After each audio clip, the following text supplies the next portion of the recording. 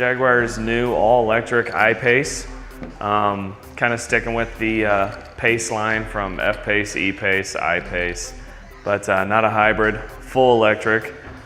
A lot of similarities between this one and the E-PACE and the F-PACE as far as body lines, trunk size, things like that. Couple slight differences that people are going to notice. The fact there's no wiper blade on the back, the aerodynamics from the front to the back are enough to self-clean the window. So they've tried to take as many things that are going to use electricity off the vehicle to help prolong the battery life. Because when you're in eco mode, I mean, I've seen this thing get upwards of, almost 300 miles. So 250 to 300 in that area.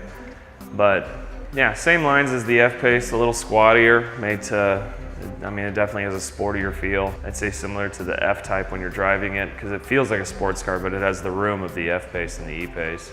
Just like all the other hybrids and electric cars, you got your little plug here. I-PACE comes standard with a 110 right under there. But you can also get, there's a trickle charge you can get for home. It's just a wall unit. And then if you feel like spending the money, you can get the DC quick charge, which will charge the battery in just a couple of hours. There's not many of those around town, but there are a lot of free places to charge as well. So yeah, the ability to not have to go to a gas station anymore is kind of cool. It actually has the same door handles as the Velar, and it looks like that's going to be pretty standard on Jag and Rover. Actually, the new Evoque has the exact same handles that kind of go in with the car. It's got 95% battery life right now, but they've taken away a lot of things. Like, this is a fully loaded one, but it has a manual steering wheel, because again, they're trying to prolong the battery life instead of putting a bunch of stuff, which is why they took out the sunscreen up here. All it is a piece of glass. It is a mirrored piece of glass. It still gets pretty warm, but it doesn't actually come through. The heat doesn't. But that's how they've made it to where, yeah, you can get 250 to 300 miles out of one of these cars now. This is all the same similar setup as the previous Jags and Rovers. You get your Touch Pro Duo. The cars now, as of about a month ago, you now have Apple CarPlay and Android Auto, which is really cool. Just display right here. When using that, you've got your little speak button over here. You just hit that, and whoever it is, Google Assistant, Siri, it'll pop up over the main speaker, and yeah, it's just easy access to navigation, map, things like that. So now you can go into your EV setup. Little things like regenerative braking. When it's on high, what this does is stop and go traffic. You literally never have to touch the brake pedal. So you hit your go, and the second you take your foot off the go pedal, it starts just slowing down instantly. So that's nice, because when you're in stop and go, you don't have to constantly switch between pedals. This shows you the life of the battery right now. As you can see, at 96%, we're still rocking 249 miles, which is better than the average of most electric cars right now, which are, right around 230 to 240.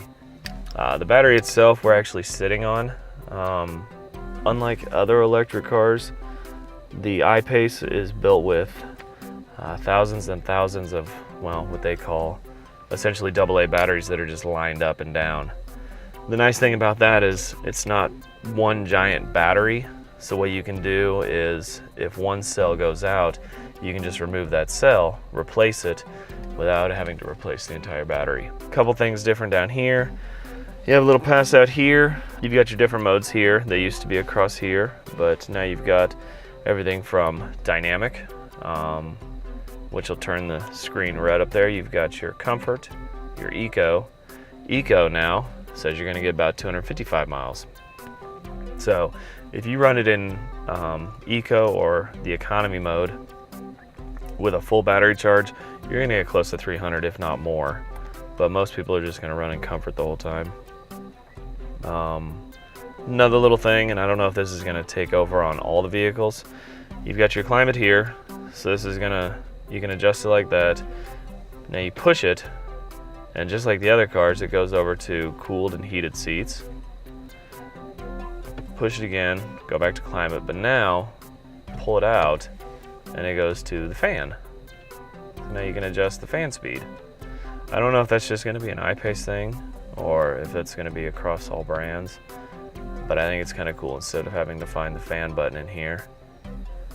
But other than that, you've got your different transmissions here: park, reverse, neutral, drive. Yeah, a few little ID holes right here. You've got basic storage, little cup holders similar to what the I-PACE has. You have 2 cup holders there, little phone storage. So the I-PACE, we started getting them about a month ago. This is the second one that we've had. They're trickling in about once a month. But if you do have any questions, definitely give Jaguar Rover a call. We've got a bunch of answers on them, and we're going to start seeing hopefully our first available ones in March of 2019. But other than that, we've got a bunch of reading material. You can get online, you can build them out. But yeah, any questions on distance or horsepower or torque or anything like that, just call up and any one of us will be more than happy to answer your questions.